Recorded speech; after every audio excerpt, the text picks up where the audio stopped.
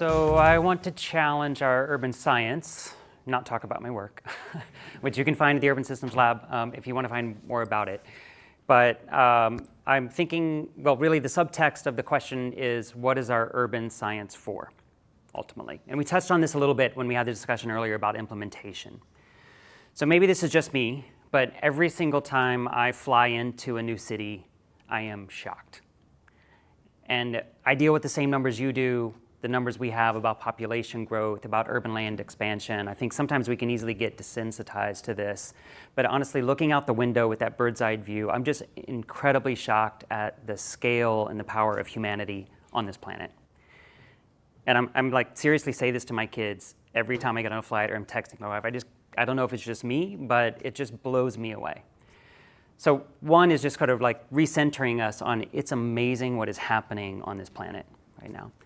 The second thing is, as we move from city to city, they change. And so I'm also kind of amazed by the diversity. And this is both inter-city diversity, how we see cultural change, linguistic change, values we talked about, change as you move from one urban locale to another within a country, across countries. But it's also intra-city change.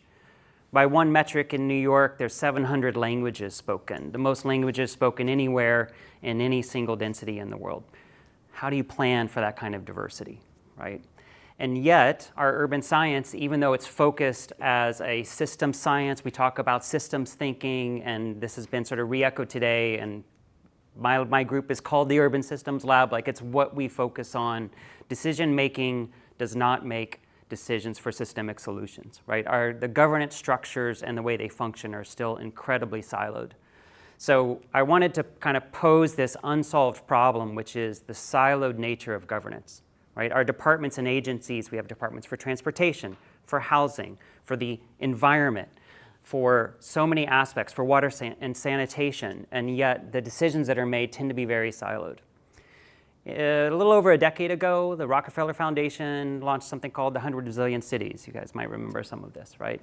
And one of the outcomes that I would say that they achieved, not it's fully achieved by the foundation, was to spur what we now see cities that are taking on positions like a chief heat resilience officer, a chief climate resilience officer in some cases.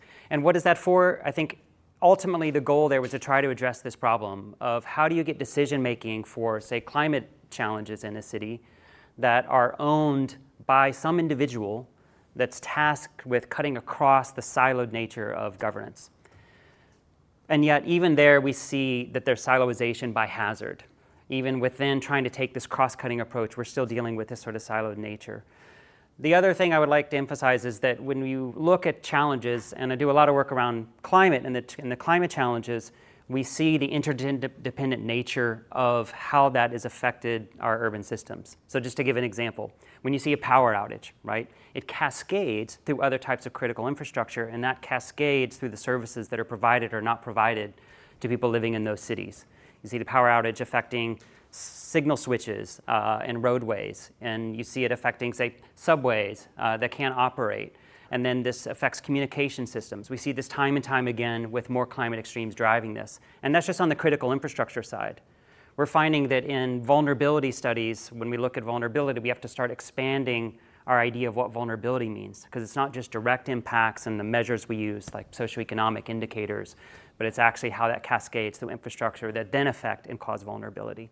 So my point here, and there's a number of sort of subpoints on the slide, is really that if we are going to achieve urban transformation, and there's a lot of talk about urban transformation, we're going to have to figure out how to do it, and we're not going to be able to do that without transforming our governance systems.